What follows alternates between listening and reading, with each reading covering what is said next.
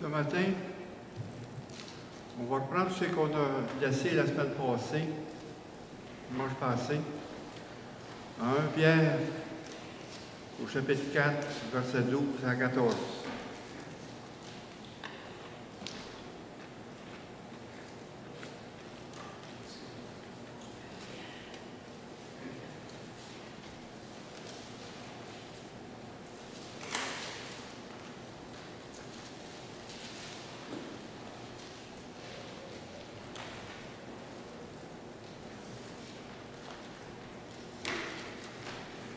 Bien-aimés, ne soyez pas surpris comme d'une chose étrange qui vous arrive, de la fournaise qui est au milieu de vous pour vous éprouver.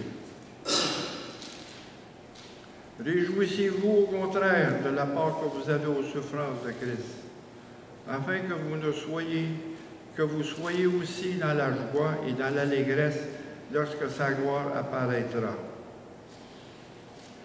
Si vous êtes outragés pour le nom de Christ, vous êtes heureux, parce que l'Esprit de gloire, l'Esprit de Dieu, repose sur vous.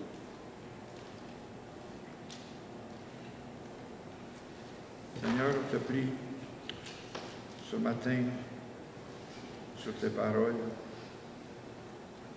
afin que tu nous montres, Seigneur, le sens de tes paroles dans nos vies. Bénis ces paroles ce matin sur nous et sur ton message. Au nom de Jésus-Christ. Amen. On a parlé de la souffrance, des épreuves. Ça fait partie de notre vie. Ça fait partie de notre vie. Quand Jésus a dit, « Suis-moi et porte ta croix », la joie, en étant une jouissance et un délice dans la présence de Dieu et de ses dons rédempteurs. Mais cette joie-là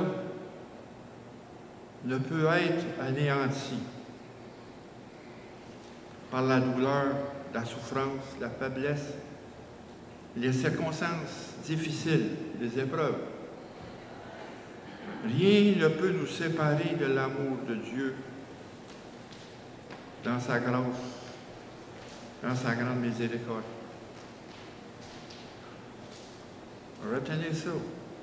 La joie que Dieu nous donne, la joie, qu'on a parlé de la joie, qui vient du salut.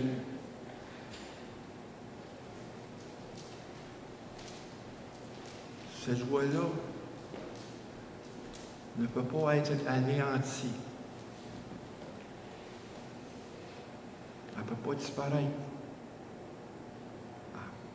à cause des douleurs, des souffrances, la faiblesse, les circonstances difficiles. La joie est tout le temps là.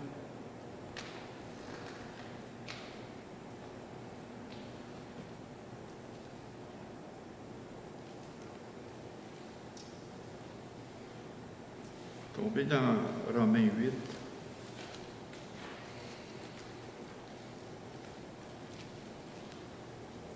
« 8,35.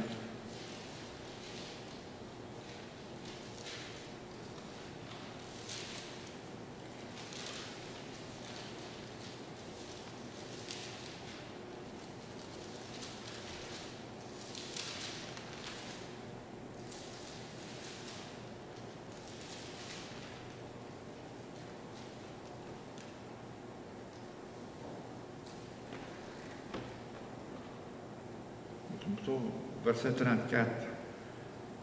Qui les condamnera? Christ est mort, bien plus, il est ressuscité, il est à droite de Dieu. Il intercède pour nous. Qui nous séparera de l'amour de Christ? Serais-je la tribulation? Ou l'angoisse, la persécution, ou la faim, ou la nudité, le péril ou l'épée? Selon qui est écrit, c'est à cause de toi qu'on nous met à mort tout le jour. et qu'on nous regarde comme des brebis destinées à une boucherie. On fait part des souffrances de Christ. Il dit, comme ici il dit, ce serait-tu la tribulation, comme je l'ai dit tout à l'heure? La joie de Christ en nous ne peut pas être anéantie.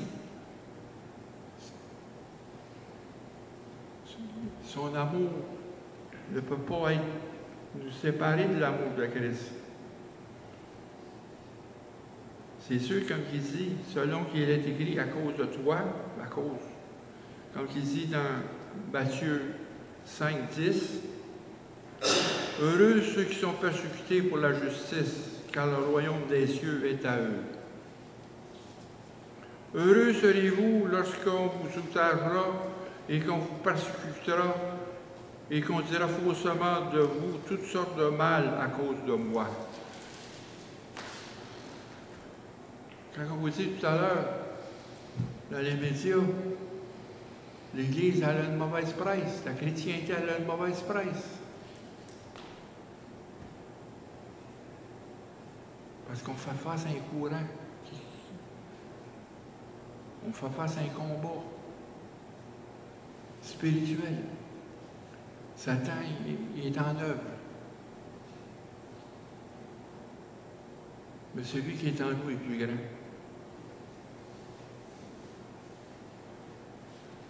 Et au verset 37 et 38, mais dans toutes ces choses, nous sommes plus que vainqueurs que celui qui nous a aimés. Nous sommes plus que vainqueurs.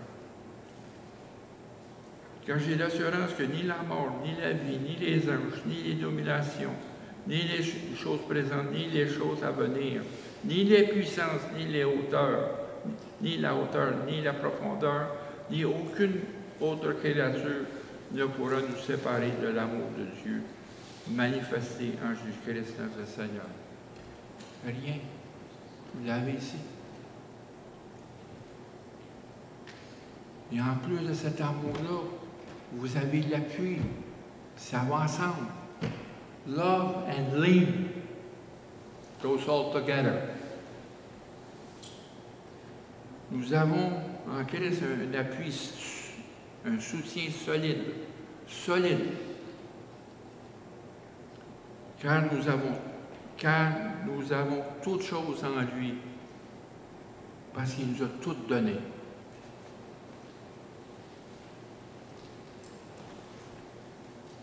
Il intercède pour nous en tout temps. Quand ici, il est à droite de Dieu, il intercède pour nous. C'est un appui, c'est un soutien. C'est un soutien fort. On est ressuscité avec lui. Et en lui, nous sommes assis à la droite de Dieu, avec lui. En esprit, on est en haut. Et dans le psaume 2,12, il dit « Heureux tous ceux qui se confient en lui. » Heureux ceux qui se confient en lui. C'est notre appui.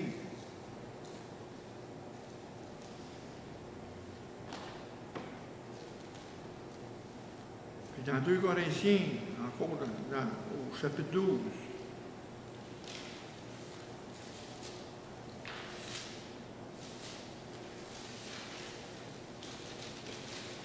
le verset qui revient tout le temps, verset 9 et 10.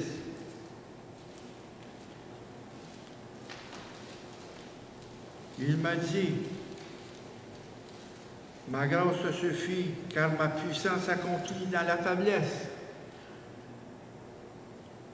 Je me glorifie donc bien plus volontiers dans mes faiblesses, afin que la puissance de Christ repose sur moi. Il n'y a rien qui peut nous séparer, nous enlever cette joie-là qu'on a, même pas nos faiblesses. Même pas nos faiblesses. Même pas les persécutions, les douleurs. Tout ce qu'on peut endurer à tous les jours. Rien, rien. La grâce est un appui inconditionnel.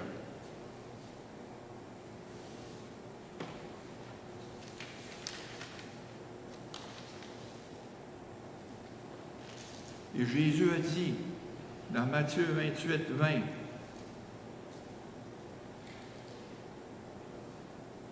« Je suis avec vous tous les jours jusqu'à la fin du monde. » Je suis avec vous à tous les jours.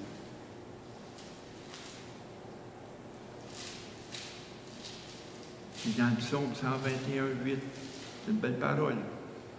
L'Éternel gardera ton départ et ton arrivée dès maintenant et à jamais. De la grâce que nous avons, sa puissance en nous, Jésus est ressuscité et vit. Il vit. Il veille sur nous comme un berger. Je serai avec vous tous les jours jusqu'à la fin du monde. Il veille sur nous comme un berger. Il s'intéresse à chacun de nous.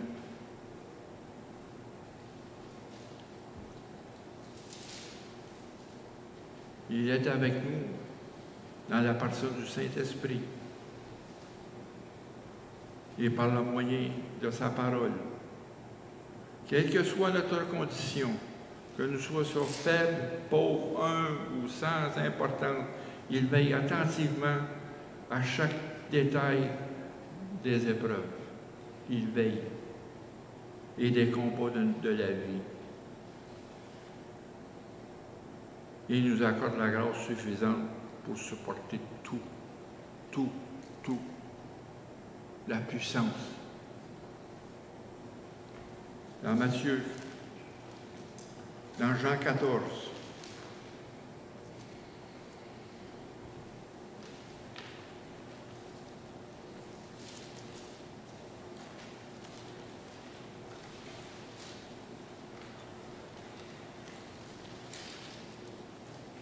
verset 16.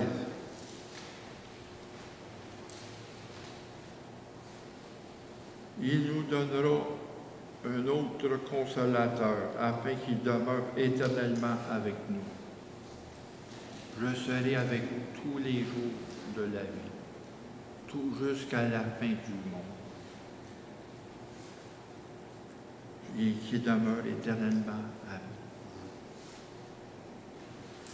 vous. Et au verset 26, je vous laisse la paix, je vous donne ma paix, mais je ne vous donne pas comme le monde donne. Que votre cœur ne se trouble point et ne s'alarme point. Et au verset 23, Jésus répondit, si quelqu'un m'aime, il gardera ma parole, et mon Père l'aimera. Nous viendrons à lui et nous ferons notre demeure chez lui. On a l'appui dans sa parole. Par la moyen de la parole et du Saint-Esprit, le Consolateur. En lui, je dis bien en lui, nous espérons et nous avons la certitude du salut par lequel il nous prépare. Et Dieu nous invite à saisir l'espérance qu'il a proposée en Christ et de tenir ferme dans l'espérance. Dans Hébreux 6, versets 11 et 12.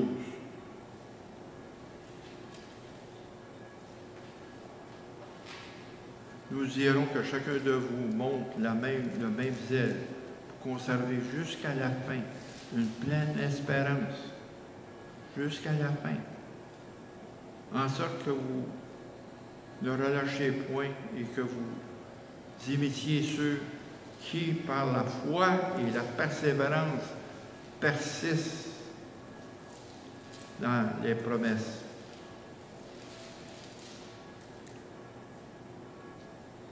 Dans la foi et la persévérance.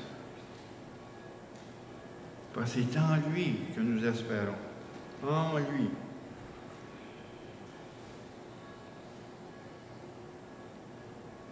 Si on demeure en lui et que lui demeure en nous, nous avons cette communion avec avec lui.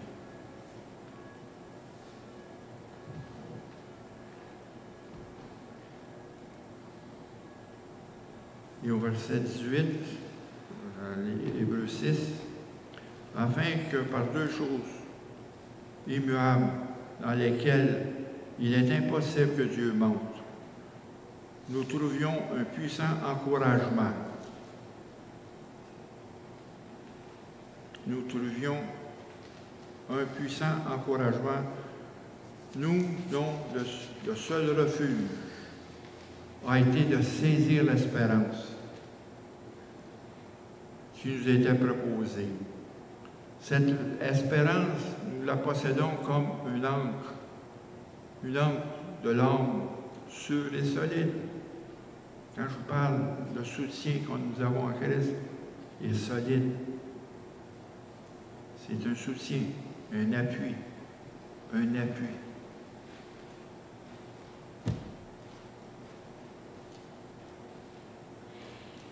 Il pénètre au-delà du voile, là où Jésus est entré pour nous comme précurseur, ayant été fait souverain sacrificateur pour toujours, selon l'ordre de Melchizedek.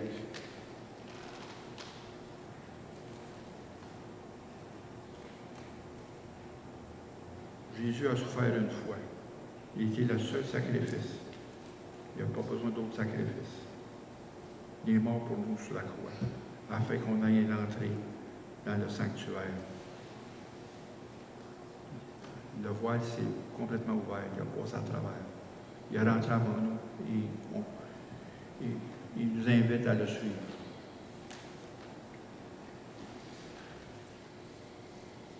Parce que c'est en lui que nous avons cette espérance. C'est en lui. En ce moment, dans notre vie, dans le monde, il faut s'accrocher à cette espérance-là. Il faut saisir cette espérance-là. Comme disaient les Philippiens, il faut courir pour le saisir. Il faut courir. Et Paul dit, je cours pour le saisir. Parce qu'il m'a saisi. Dieu est notre refuge. Il est un refuge dans le monde. Avec toute la pression qu'il y a dans le monde, et les combats contre le péché, contre Satan, et toutes les épreuves, c'est notre refuge.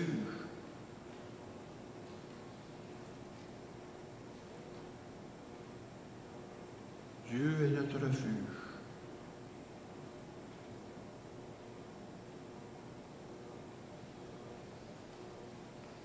Jésus est la raison de notre espérance dans un monde qui est brisé, qui est voué à une perte certaine. Regardez dans 1 Pierre 3,15.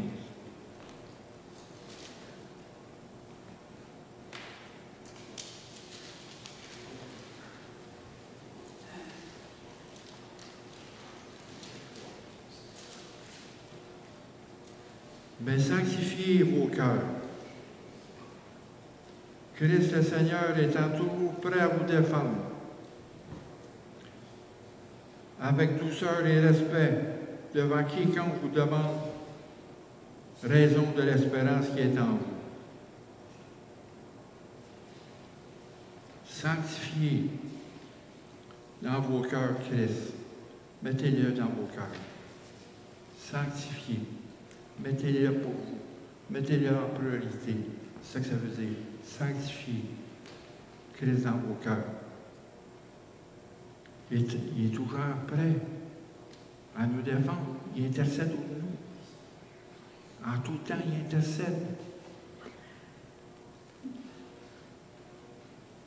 Il n'y a rien qui va nous séparer de l'amour de Christ. Parce qu'il est avec nous et nous sommes en lui. On est collés ensemble. On est ensemble. On est en lui. Et lui nous emmène à Dieu en haut, au trône de la grâce. Qu'à chaque jour, nous trouvons grâce devant Dieu, la faveur de Dieu, à chaque jour.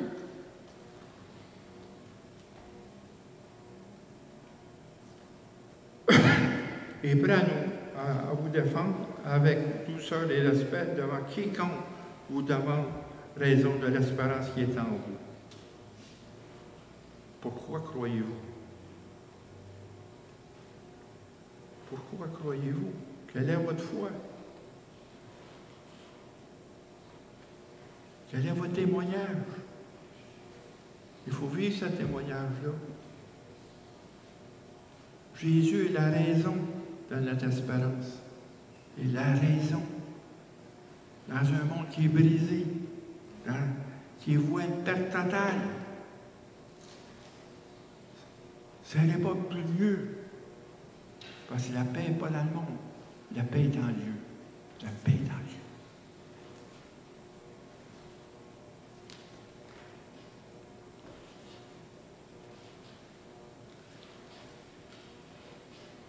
Jésus est notre espérance.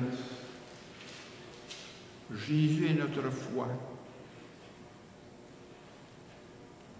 Jésus est notre espérance vivante qui est en nous. Plus qu'on s'approche de lui, plus qu'on vient à sa connaissance, plus que cette espérance-là croît en nous, elle devient encore plus ferme. C'est pour ça qu'on doit passer à travers des épreuves. C'est une des raisons.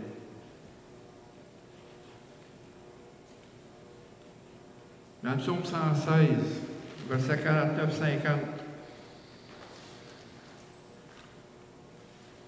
souviens-toi de ta promesse à ton serviteur, puisque tu m'as donné l'espérance.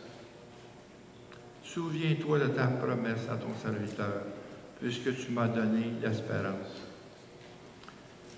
C'est ma consolation dans ma misère, car ta promesse me rend la vie. C'est ma consolation de cette espérance-là. Les promesses de Dieu, c'est une consolation pour nous. Il est le Dieu de toute consolation. Tombez dans 2 Corinthiens, au chapitre 1.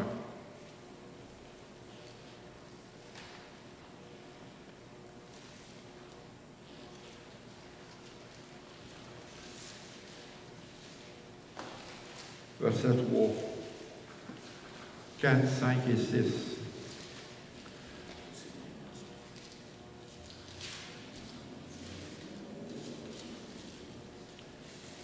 Béni soit Dieu, le Père de notre Seigneur Jésus-Christ, le Père de miséricorde et le Dieu de toute consolation.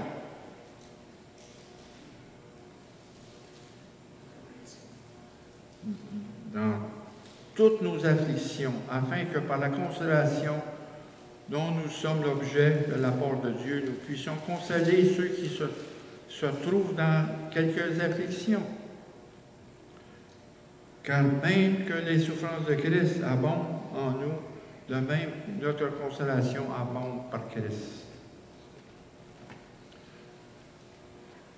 Ici, quand il parle de Dieu de toute consolation, dans le terme grec, il parle de Dieu de compassion. C'est un Dieu de compassion. Et consoler vient du mot paraklésis, qui veut dire Dieu de tout encouragement. Et du même mot, nous avons paraklétos, conforteur, qui est le Saint-Esprit. Ça vient tout de la même racine. Consoler et consolateur, l'Esprit Saint. Le Dieu de l'encouragement. Parce que dans Jean 16, 33, Jésus dit, je vous ai dit ces choses afin que vous ayez la paix en moi. La paix en moi. Retenez le mot. La paix en moi. Pas avoir la paix. Avoir la paix en moi. Vous aurez des tribulations dans le monde. Mais prenez courage, j'ai vaincu le monde. Et dans Jean 14, 27, En chapitre 14, au verset 27, « Je vous laisse la paix, je vous donne ma paix. Je ne vous donne pas comme le monde donne, que votre cœur ne se trouble point et ne s'alarme point. » La paix est en Christ. La paix est en Jésus. Et cette paix-là, encore là, n'enlève pas les peines, les difficultés, les douleurs, les souffrances, les épreuves, les tribulations que nous subissons présentement et que nous allons subir dans le futur. Cette paix-là n'enlèvera pas ça. Le Seigneur nous fait croire dans notre faiblesse. Nous avons reçu l'humble don de la fragilité pour que nous puissions vivre par la foi, dépendant sur lui, un appui, un appui. C'est pour ça qu'on est fragile, c'est pour ça qu'on a des faiblesses. Et la paix, c'est que Jésus est en nous. C'est là qu'il y a notre paix. Parce qu'on a un trajet à faire avec lui dans le monde, jusqu'à la fin de notre vie. Ce trajet-là n'est pas encore fini. On va subir toutes sortes d'épreuves, toutes sortes de peines, de difficultés. Mais le fait que Jésus est en nous, c'est notre paix. C'est notre appui. Car sa joie fait notre force. Sa joie qui met en nous fait notre force.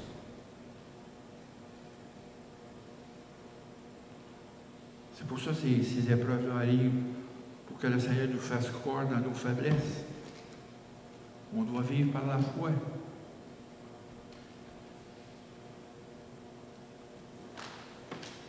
Dans 1 Pierre 1,5,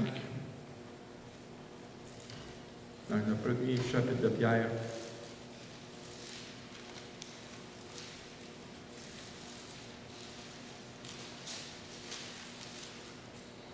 verset 5 à 7. Parce que l'épître de Pierre, le thème, c'est la souffrance. Toute l'épître. Du début à la fin. Et à vous qui, par la puissance de Dieu, au verset 5, qui, par la puissance de Dieu, êtes gardés par la foi pour le salut, prêt à être révélé dans les derniers jours. C'est là ce qui fait votre joie. La joie vient de qu'est-ce que Dieu nous réserve. Notre salut, le salut final, le retour de Christ. C'est là qu'il y a notre joie. Notre joie n'est pas dans le monde. Essayez pas de trouver la joie dans le monde. Parce que ça va être des joies éphémères, des joies qui ne durent pas, des petits plaisirs. Non, la joie est dans qu'est-ce qui s'en vient. Quoique maintenant qu'il faut que vous soyez attristés pour un peu de temps, par diverses épreuves, afin que l'épreuve de votre foi, plus précise que l'or périssable, qui cependant est éprouvé par le feu, ait pour résultat la louange, la gloire et l'honneur lorsque Jésus-Christ apparaîtra. Vous soyez attristés pour un peu de temps.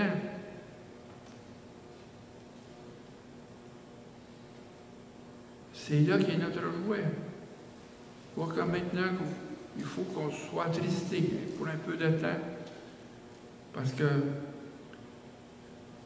dans 1 Pierre 4,12,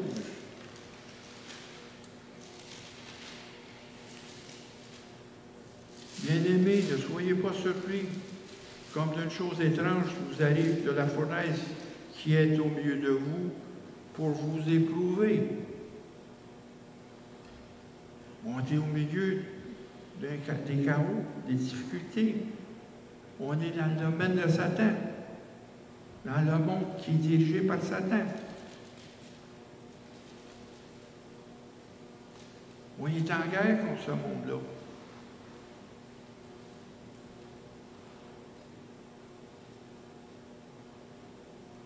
On élève l'espérance qui est en Christ, mais pas qui est dans le monde. C'est là pour nous éprouver. Et il répète la même chose au chapitre 5, verset 10.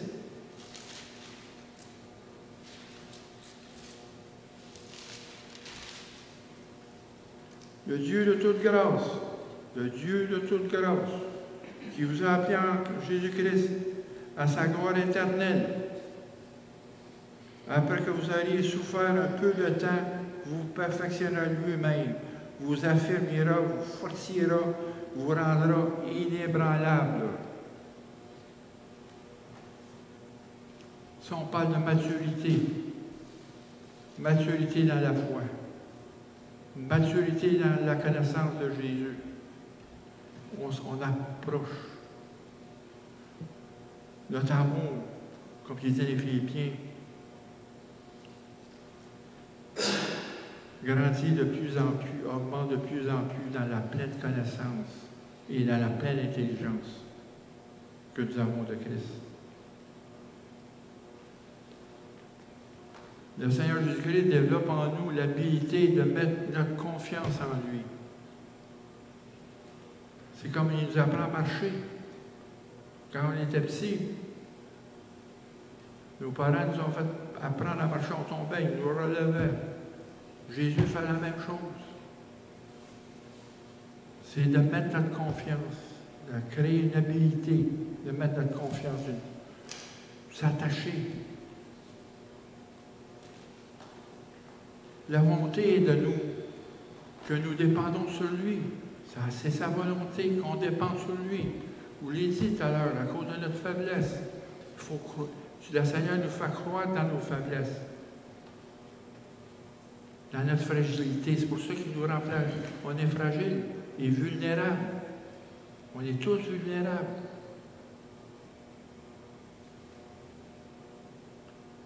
Et mettre notre confiance en lui pour nous guider et nous donner la force nécessaire que nous avons besoin. Nous donner la force que nous avons besoin. Nous guider. Il est notre berger.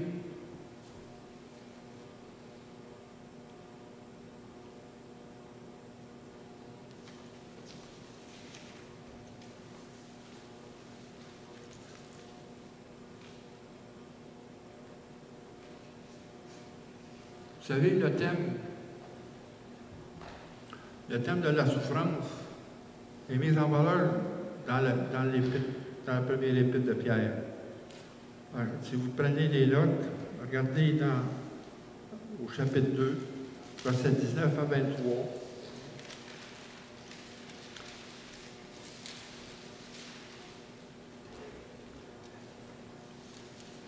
Il dit: car c'est une grâce que de supporter les afflictions par motif de conscience envers Dieu quand on souffre injustement. En effet, quelle gloire y a-t-il à supporter de mauvais traitements pour avoir commis des fautes? Mais si vous supportez la souffrance lorsque vous faites ce qui est bien, c'est une grâce devant Dieu. Et c'est à cela que vous avez été appelés par Jésus, par Christ, aussi à souffrir pour vous. Vous laissant un exemple afin que vous suiviez ses traces. Pour ça, on est là pour prendre part aux souffrances de Christ. Et dans le verset au chapitre 3, verset 14 à 17, si vous êtes outragés pour le nom de Christ, vous êtes heureux, parce que l'Esprit de gloire, l'Esprit de Dieu repose sur vous. Que nul ne fait de vous, en effet, ne souffre comme prisonnier ou vainqueur ou malfaiteur ou comme ingérant dans les affaires des autres. Mais si quelqu'un, verset 16, souffre comme chrétien, il n'en est point honte, que plutôt qu'il glorifie Dieu à cause de ce nom. Qu'il glorifie Dieu, parce qu'on fait part de nos souffrances avec Christ. C'est là notre joie.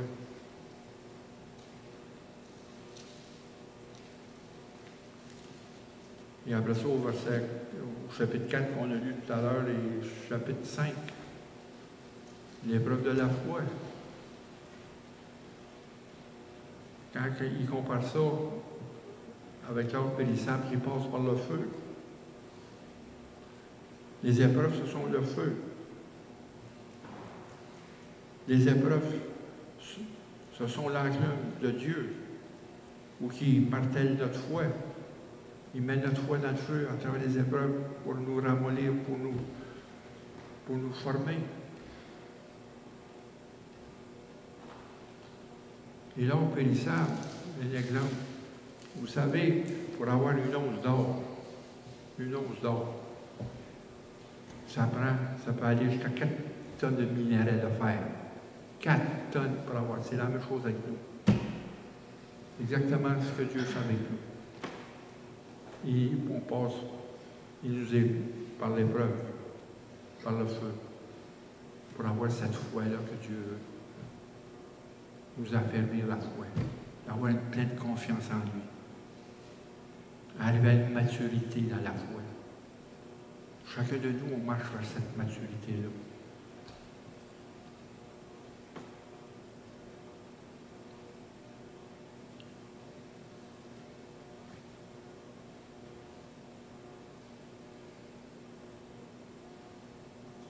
Et dans Jacques, au chapitre 1, 2 à 4. Mes frères, regardez comme un sujet de joie. Encore là. Joie complète. Les diverses épreuves auxquelles vous êtes exposés.